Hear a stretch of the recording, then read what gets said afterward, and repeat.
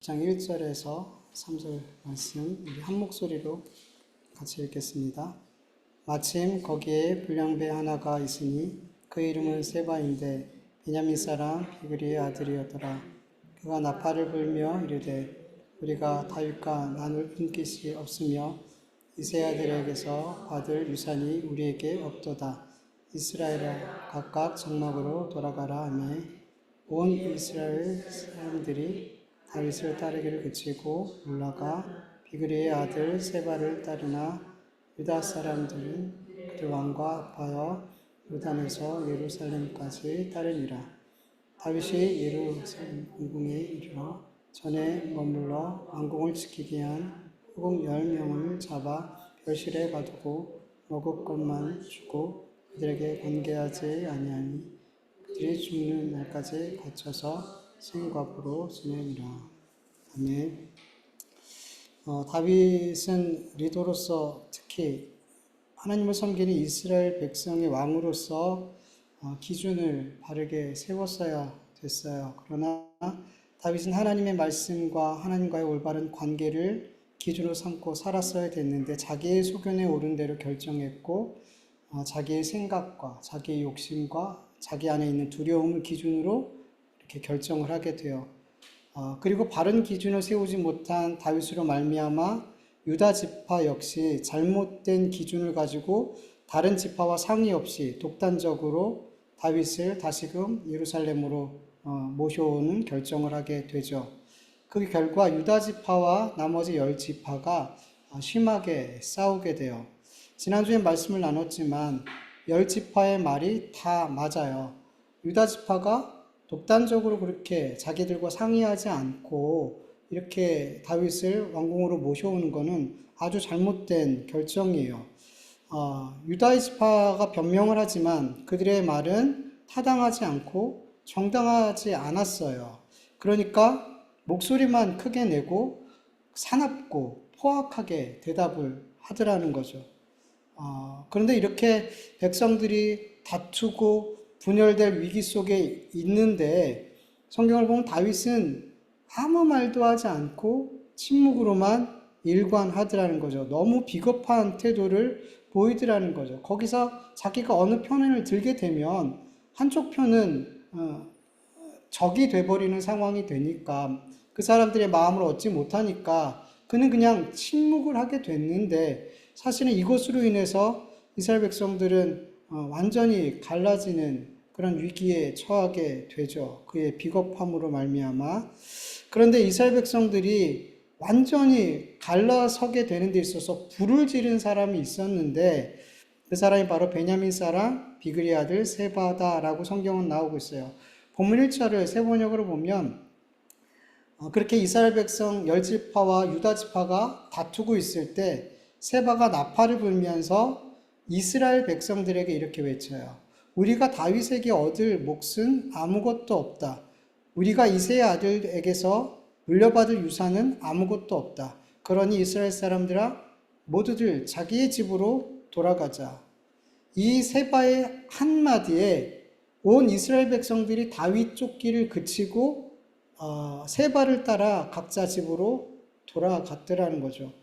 여러분 1절을 보면 마침 거기에 불량배 하나가 있었으니 라고 말씀하고 있어요. 마침 있으니 라는 이 단어는 세바가 우연히 그곳에 있었더라는 거예요. 우연히 그곳에 있었다라는 의미예요.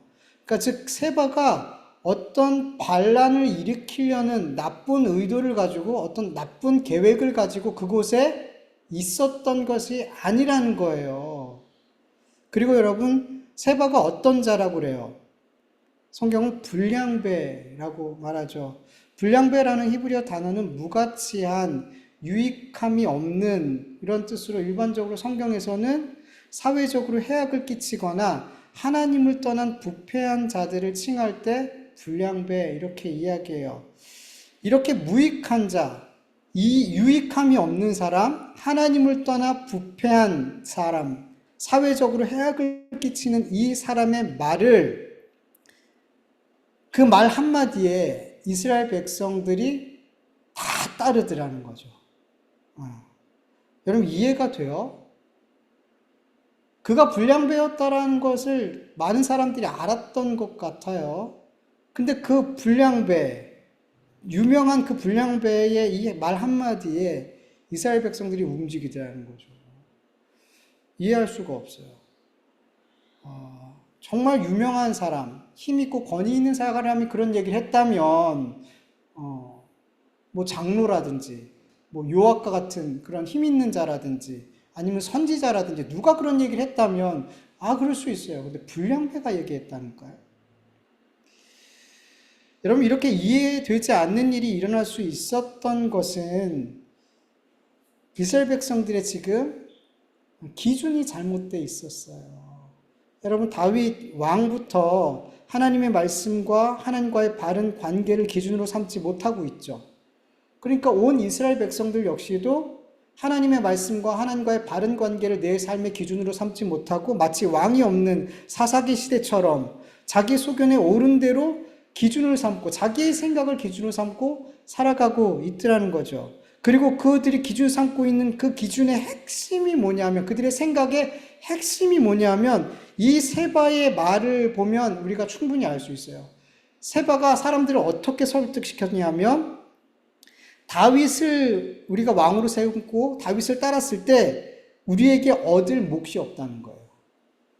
다윗을 따르고 다윗을 다시 왕으로 세울 때 우리에게 이익이 될 게 없다. 이 한마디에 백성들이 다윗을 신속하게 버리고 떠났더라는 거죠. 이스라엘 백성들의 삶의 기준이 뭐였냐 봤더니 나의 이익이라는 거예요.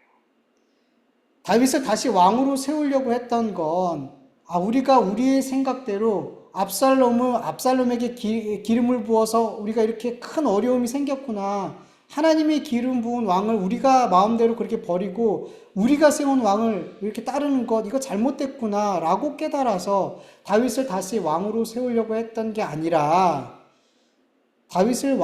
압살롬을 세운 것도 그랬잖아요. 압살롬이 더 낫겠다. 압살롬이 우리의 왕이 되는 게 더 우리에게 이익이 되겠구나 라는 생각이 컸거든요. 이거와 동일한 생각을 가지고 다윗을 다시 왕으로 세우는 게 우리에게 이익이 되겠구나라는 생각을 하고 따랐더라는 거죠. 그런데 세바가 뭐라 그래요? 다윗을 왕으로 세우고 다윗을 따라봤자 우리에게 이익이 될 게 하나도 없어. 다윗에게 얻어먹을 게 없어. 라고 말하자 그들이 다 떠났다는 거예요. 유다지파도 마찬가지예요. 유다지파도 다윗을 반대했었잖아요. 처음에 다윗을 왕으로 삼는 거. 왜? 자기에게 이익이 안 되니까. 오히려 해가 될 거라고 생각하니까. 자기들이 가장 앞서서 다윗을 배신했기 때문에 보복당할까봐 두려웠잖아요. 근데 다윗이 어떻게 해요? 너희는 내 형제다. 나의 친족이다. 그러면서 살갑게 대하니까 우리를 해할 생각이 없구나. 그래서 다시 다윗과 합한 거 아니에요. 그게 이익이 되니까. 우리 지파에서 왕이 나오는 게 이익이 되니까. 그래서 어떻게 해요? 유다 지파는 자기의 이익을 따라 다윗을 따르고, 이스라엘 백성들은 자기에게 이익이 안 되니까, 안 된다고 생각하니까 다윗을 버리고 떠나고, 다들 자기의 자기의 유익이라는 어떤 그 기준을 삼고 판단하고 결정하더라는 거죠.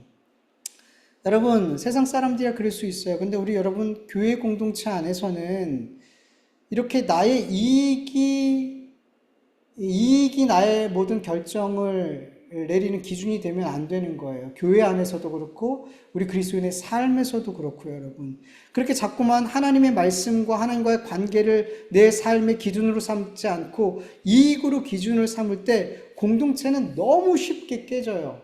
특히 교회도 마찬가지예요. 여러분, 교회 안에서 자꾸만 싸움이 일어나고 분열이 일어나고 당짓고 원수 맺고 자꾸 이런 일이 자주 일어나는 이유가 뭐냐 하면, 교회 공동체가 하나님의 말씀과 하나님과의 바른 관계를 기준 삼지 않고 세상 사람들처럼 내 이익을 기준 삼고 살아가기 때문에 교회에서 그런 일들이 자꾸만 일어나는 거예요. 여러분, 신천지 같은 악한 의도를 갖고 들어온 자들의 그 악한 말에 교회가 이전에 너무 쉽게 무너졌어요. 너무 쉽게 쪼개지고 분열되고. 왜 그랬는지 아세요? 그렇게 초창기에 신천지 이걸 잘 몰랐을 때 그렇게 수두룩한 교회가 신천지에 무너지고 신천지 교회가 되어져 버렸던 그 이유가 뭔지 아세요? 교회가 하나님의 말씀과 하나님과의 바른 관계를 기준 삼지 않았기 때문이에요. 여러분, 세바의 그 말 한마디 때문에 이스라엘 백성들이 그렇게 둘로 쪼개진 건 아니죠. 그 전에 뭐가 있었어요? 분란이 있고, 다툼이 있고, 자기 이익을 챙기려는 마음들이 있었단 말이에요. 거기에 누가 불지른 거예요? 세바가 불지르니까 확 불붙어서 쪼개지더라는 거죠. 여러분, 신천지도 마찬가지예요. 신천지가 들어와서 그 신천지 때문에 교회가 쪼개지고 무너진 것 같이 보이는데 사실은 뭐 한 거예요? 그들은 불을 지른 것 뿐이에요. 이미 교회 안에 뭐가 있었어요? 분쟁이 있었고, 당짓는 게 있었고, 목사님 파, 누구 파가 있었고, 서로 시기하는 마음이 있었고, 거기에 신천지가 악한 의도를 가지고 악한 말을 퍼뜨리니까 교회가 순식간에 쪼개지고 나눠지더라는 거죠. 교회가 잘못된 기준을 가지고 있었기 때문인 거예요. 여러분, 교회가 하나님의 말씀과 하나님과의 바른 관계를 기준으로 삼고 세워졌다면 여러분, 그렇게 신천지가 들어와서 교회를 깨뜨릴 수 있을까요? 없을까요? 절대 못해요. 막 목사님을 욕하고 누굴 헛듣고 막 나누려고 할 때 그 사람이 확 드러나게 돼 있어요. 그들의 악함이 드러나게 돼 있어요. 교회에 분쟁이 있고 다툼이 있고 시기가 있으면 그 한마디가 교회에 묻혀져 있던, 가라앉아 있던 이 어둠을 확 드러나게 만든단 말이에요. 그런데 교회가 바른 기준으로 삼고 있으면 그 사람의 악이 드러나게 돼 있단 말이에요. 이 불량배가 교회가 이렇게 성도들이, 이스라엘 백성들이 마음이 하나가 됐다면, 이런 말을 했다면 어떻게 됐을까요? 그의 악함만 드러나는 거예요. 그의 불량배, 그의 쓸데없음, 쓸모없음만 드러나는 거예요. 그런데 그 공동체 안에 분란과 다툼과 싸움이 있으니까 그 악이 불일 듯 일어나게 되고 쪼개지고 깨지더라는 거죠.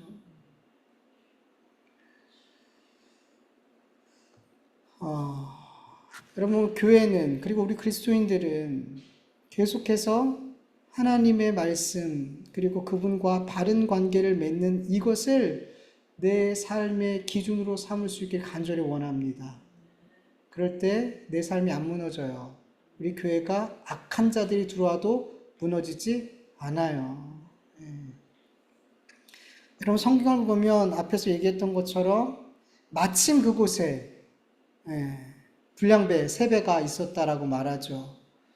그리고 이스라엘을 분열시키는 데 있어서 불을 질렀다라는 이 말씀을 보면서 우리가 한 가지 생각해 볼 것은, 하나님께서는 우연히 정말 어떤 의도도 어떤 준비도 하지 않은 이 불량배 한 사람으로 말미암아 이 다윗의 계획을 무너뜨리더라는 거죠.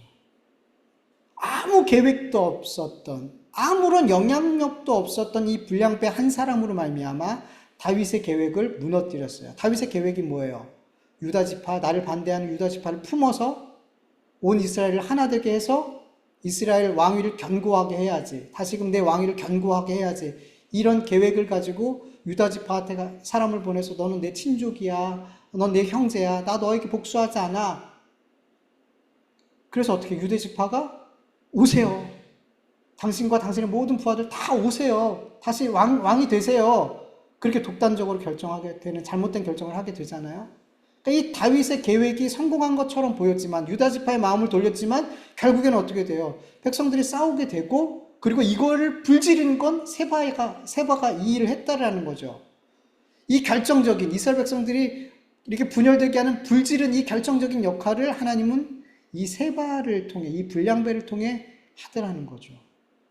결국엔 이 세바를 통해서 다윗의 계획은 완전히 무너지게 됐어요. 여러분, 이 말씀을 보면서 우리가 한 가지 묵상해 볼 것은, 여러분, 우리가 하나님의 말씀과 그분의 관계를 기준 삼고 살아가지 않을 때 내 지혜와 내 소유, 내 이익과 내 탐심을 기준으로 삼고 살아갈 때 하나님께서 내가 생각지도 못한 정말 아무 영향력 없는 내 인생에 아무 영향을 줄지 않을 것 같은 그런 사람을 통해서 정말 지극히 작은 문제로 말미암아 내 계획을 무너뜨리시고 내 성공을 무너뜨리시고 내 공든탐을 무너뜨리시고 내 관계를 무너뜨리게 하신다는 거예요. 하나님께서. 내가 아무리 돌다리를 두드리듯 조심히 계획하고 조심히 실행하고 철저히 계획하고 완벽하게 준비할지라도 하나님께서 하시고자 하면 정말 아무것도 아닌 작은 것으로 내 모든 것을, 내 삶을 무너뜨리실 수 있다는 거예요. 반대로 내가 생각할 때 참 보잘것없는 만남인데 별것 아닌 스치듯 지나가는 만남인데 보잘것없는 사건인데 하나님께서 하고자 하면 그 보잘것없는 작은 사건과 스치듯 지나가는 그런 만남인데도 불구하고 그런 일들과 그런 만남을 통해서 내가 할 수 없는 크고 놀라운 일들을 하나님께서 이루실 수 있더라는 거죠. 하나님은 못하실 일이 없는 전능하신 하나님이세요. 하나님 앞에서는 큰 문제, 작은 문제 이런 게 존재하지 않아요. 하나님 앞에서는 큰 산과 같은 문제나 작은 산과 같은 문제나 그냥 하나님 앞에서는 다 평지가 될 뿐이죠. 여러분, 그리스도인들이 내 생각과 내 지혜와 내 이익과 내 욕망을 기준 삼고 살면 하나님께서는 작은 산도 큰 산처럼 만드실 수 있어요. 아주 보잘것없는 일을 통해서, 티끌 같은 일을 통해서 우리의 삶의 태산을 우리 앞에 놓게 하시더라는 거죠. 왜냐하면 하나님은 우리 그리스도인들이 하나님의 말씀과 그분과의 바른 관계를 내 삶의 기준으로 삼고 살아가기를 원하시기 때문이에요. 그리고 우리가 이런 삶을 살아가게 될 때 하나님 우리의 삶에 경험하게 하세요. 아무리 큰 산, 내가 넘을 수 없을 것 같은 큰 문제라 할지라도 하나님께서 그 문제를 평지가 되게 하신다. 하나님은 그것을 경험하게 하신단 말이에요. 내 기준이 어떠냐에 따라서 하나님께서는 아주 보잘것없는 것으로 큰 산과 같은 문제가 되게 하시고 큰 산과 같은 문제도 평지가 되게 하신다는 거예요. 여러분, 바벨론 포로에서 돌아온 이스라엘 백성들에게 하나님께서는 성전을 짓게 하세요. 근데 참 많은 어려움이 있었고 참 많은 대적들이 있어요. 때로는 포기해야 될 것 같은 상황도 만나고 실제로 성전을 짓는 일을 멈춰야 됐어요. 그러나 하나님께서는 이 불가능해 보이는 이 일을 포로 귀한 지도자인 스룹바벨을 통해서 이루겠다라고 약속을 하시죠. 하나님께서는 스가랴 선지자에게 환상 가운데 이렇게 말씀하세요. 스가랴서 4장 6절에서 9절 현대인의 성경을 보면 여호와께서는 스룹바벨에게 힘으로 되지 않고 능으로도 되지 않으며 오직 내 영으로 된다고 말씀하신다. 그러므로 산이 아무리 높아도 스룹바벨 앞에서 평지가 될 것이며 그가 성전 건축을 마칠 때에 모든 것이 하나님의 은혜로 되었다고 사람들이 외칠 것이다. 여호와께서 또 나에게 말씀하셨습니다. 스룹바벨이 이 성전의 기초를 놓았으므로 그가 그것을 완성할 것이다. 이런 일이 일어나면 그것이 전능한 나 여호와의 말임을 내가 알게 될 것이다. 아멘. 많은 대적과 방해로 인해서 큰 산과처럼 넘을 수 없을 것처럼 보였던 이 불가능해 보이는 성전 건축의 문제를 하나님께서 평지가 되게 하시겠다. 능히 이루게 하시겠다라고 말씀하세요.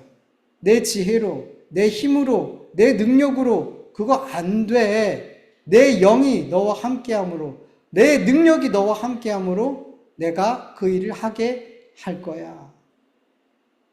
내 힘으로 안 돼요. 내 능력으로 안 돼요. 내 기준으로 안 돼요.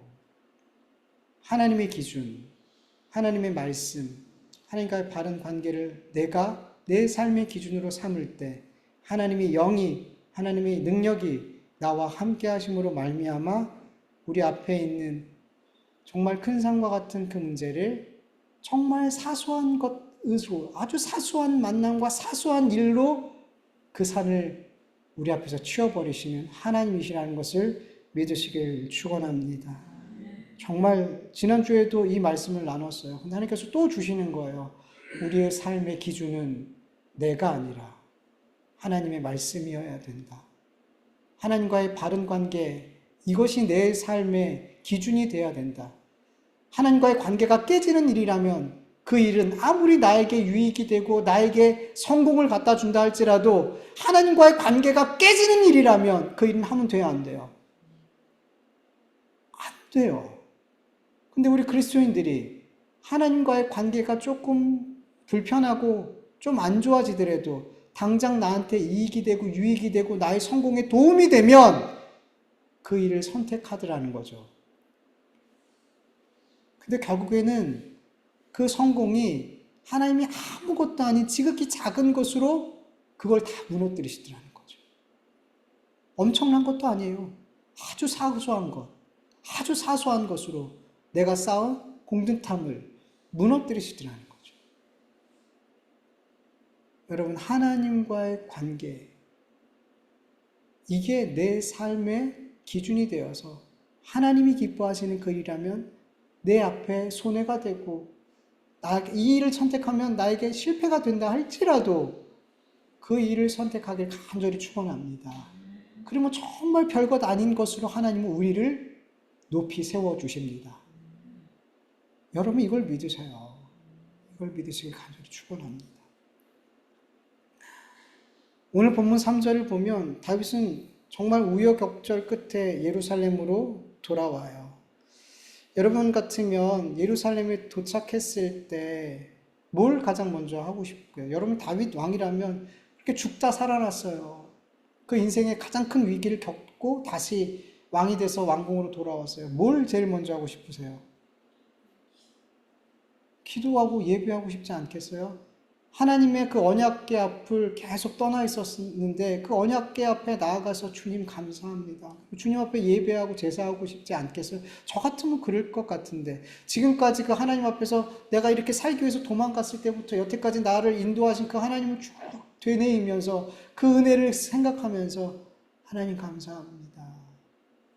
그리고 자기의 연약함을 회개하고 자기의 죄악을 회개하고 그렇게 하나님 앞에서 시간을 저 같으면 보낼 것 같은데 그 일을 할 것 같은데 정말 의외의 일을 먼저 해요. 돌아오자마자 뭘 했어요?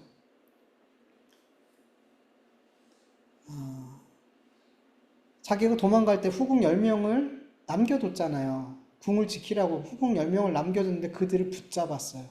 그리고 별궁에 가두고 평생토록 먹을 것만 주고 생과부로 살게 했어요.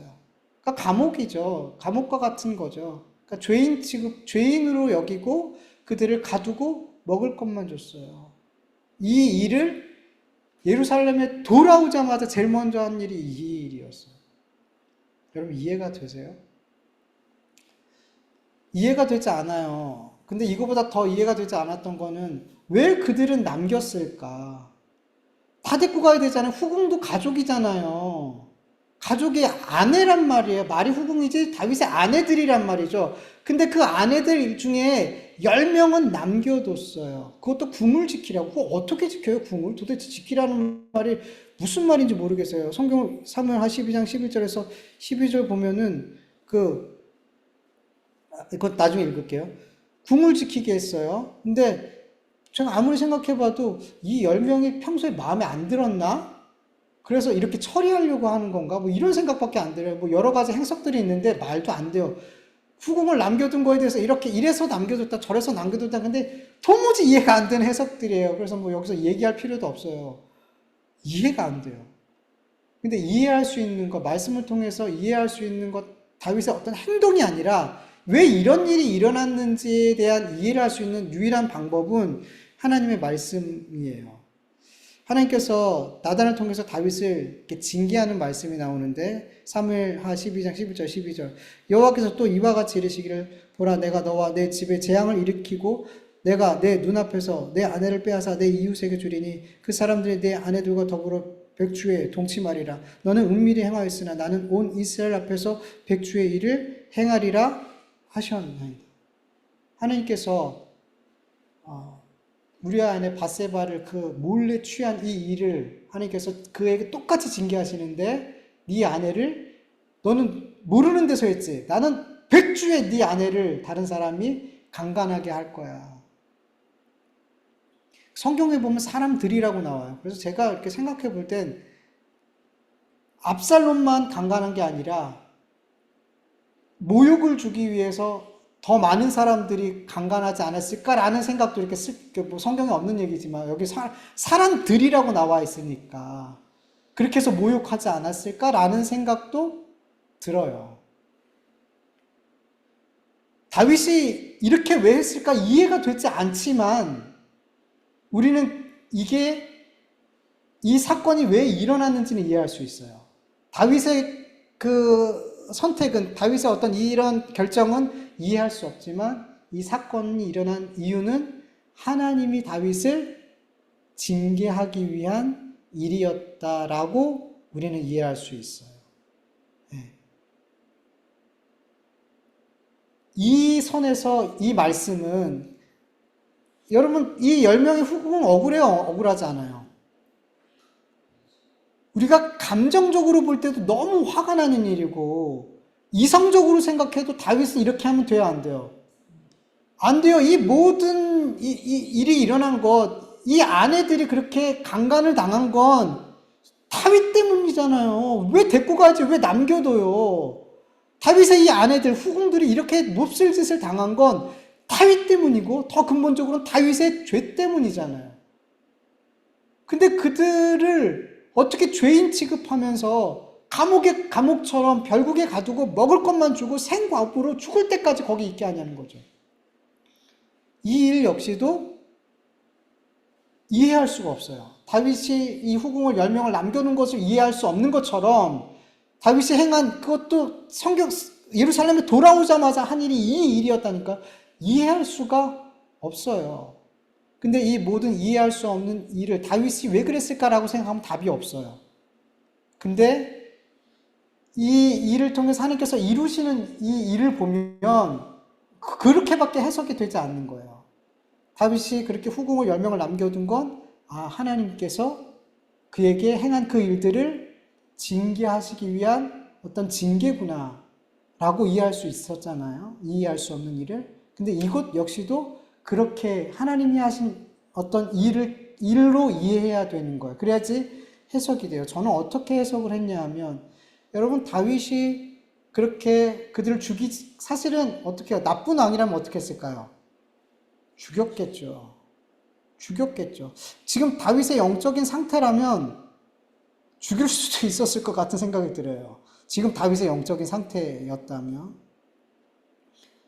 지금 다윗은 자기가 뭐 잘못하고 계속 잘못된 길을 가고 있잖아요. 자꾸 자기 생각으로 모든 걸 하고 있었잖아요. 인간적인 생각을 하고 있었잖아요. 그렇기 때문에 충분히 죽일 수도 있었겠다라는 생각은 들어요. 그런데 그렇게 하진 않고 가두었어요. 근데 영적으로 건강했다면 그렇게 못했겠죠. 근데 어쨌든 그렇게 가두는 이거를 하나님께서는 그 일을 통해서 뭘 이루시려고 했냐 이걸 좀 봤으면 좋겠는데 여러분 그 생과부로 그들이 별궁에서 그 왕궁 안에 어디 있었을 거 아니에요. 그 별궁에서 계속 갇혀 있을 때 여러분 다윗이 그들을 잊고 살아갈 수 있을까요? 자기 아내들인데 못 잊죠. 종종 생각이 나겠죠. 그리고 한 명씩 죽을 때마다 거기 살다가 누군가 죽고 나갈 거 아니에요. 그럴 때마다 그런 소식을 들었겠죠.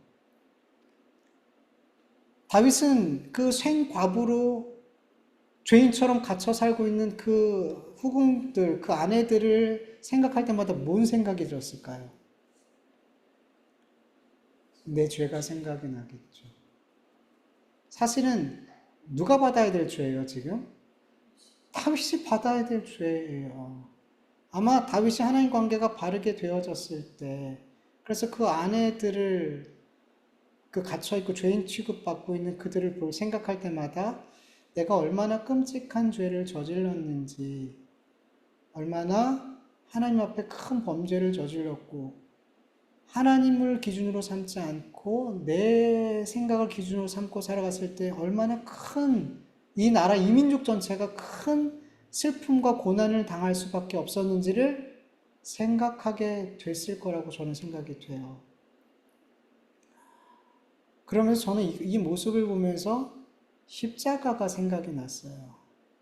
우리가 십자가를 볼 때마다 하나님이 예수님을 십자가에 못 박지 않으면 우리는 구원받지 못할 만큼 우리의 죄악은 너무나 크더라는 거죠.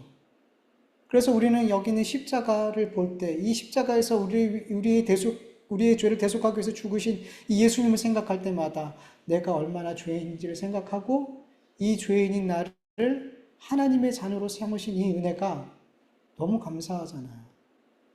그러니까 저는 이 일이 마치 십자가 같은 생각이 들었어요.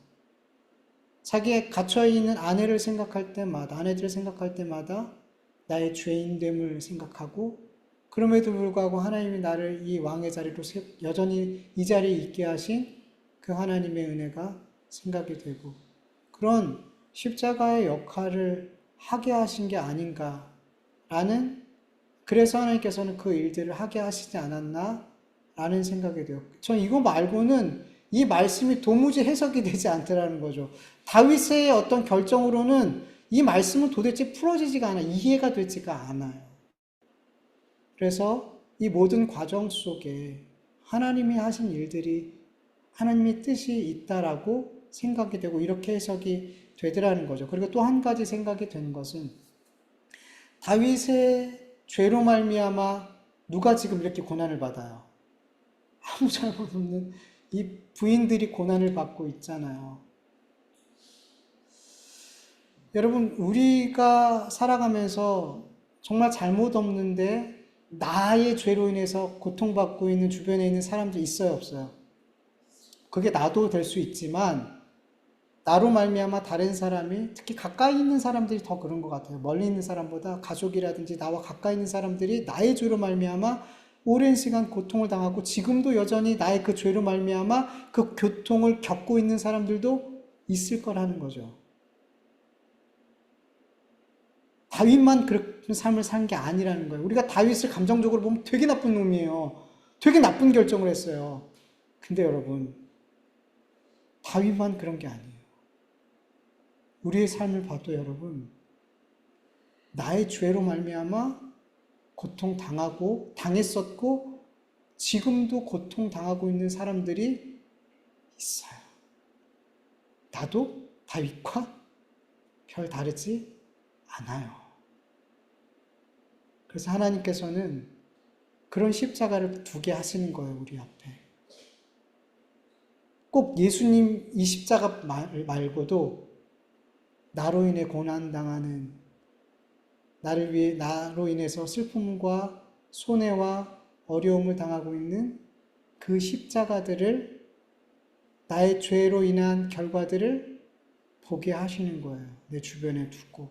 그래서 다시는 그런 삶을 살지 않도록, 그런 죄악의 길을 걷지 않도록, 다윗이 다시금 그렇게 나를 기준으로 삼는 삶을 살지 않도록 그들을 그렇게 두신 것처럼 우리에게 그런 십자가를, 다시는 그 죄악된 삶을 살지 못하도록 그렇게 십자가를 보게 하시더라는 거죠. 여러분, 자꾸 성경을 볼 때 우리는 어떻게 저렇게 살 수 있어? 어떻게 저런 결정을 할 수 있어? 라고 이야기하지만 조금만 더 생각하면 그들의 죄가 다 누구의 죄예요? 내 죄고, 조금만 찾아보면 이 사람들이 하고 있는 짓을 나도 해요. 꼭 누군가를 죽이진 않았어요. 살인죄는 저지르지 않았어요. 그런데 주님은 뭐라 그래요? 너희들도 살인하고 있잖아. 마음으로 열백 번, 골백 번 죽였잖아. 미워하고 죽였잖아. 라고 말씀하시잖아요. 그러니까 성경에 나와 있는 수많은 말도 안 되는 죄를 짓는 사람들의 그 죄가 다 우리의 죄라는 거예요. 그리고 이 말씀에 있는 그 사람들의 죄를 나의 죄로 여기며 주님, 제가 그 죄인입니다. 제가 그 죄인입니다. 라고 내 가슴을 칠 수 있게 간절히 원합니다. 자꾸 정죄하고 손가락질하는 삶에서 하나님, 나입니다. 나입니다. 그게 사람이 바로 나입니다. 고백할 수 있는 우리가 되길 원합니다. 예수님의 그 십자가 말고 우리의 주변에 정말 주님은 많은 십자가를 하나님이 세워두시고 그거 봐라. 그 십자가를 봐라. 라고 말씀하십니다. 십자가를 보는 삶이 되기를 간절히 축원합니다. 우리 같이 말씀을 기억하면서 잠시